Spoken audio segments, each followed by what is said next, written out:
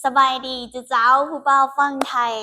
มื้อนี้น่ะติน่าพามากินข้าวเปียกเด้ออันนี้แม่นอยู่ลาวเขาจะฮ้องข้าวเปียกเด้อซุมอ้ายๆเด้อถ้าไผที่ว่ามาเที่ยวลาวแล้วบ่ได้กินเฝอลาวกับข้าวเปียกลาวหรือว่าข้าวปุ้นเจียวขิงแสดงว่ามาบ่ฮอดลาวเด้ออาหารการกินแบบขึ้นชื่อลือชาคือแต่ว่าอยู่ไทยบ่แน่ใจว่าเขาเจ้าเอิ้นหยังอันนี้ก๋วยจั๊บว่ะก๋วยจั๊บบ่หรือว่าอิหยัง ก๋วยเตี๋ยวกับ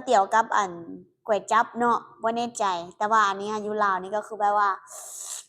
อันเนี้ยฝอกับข้าวเปียกเดี๋ยวฉันมาลองชิมให้เบิ่ง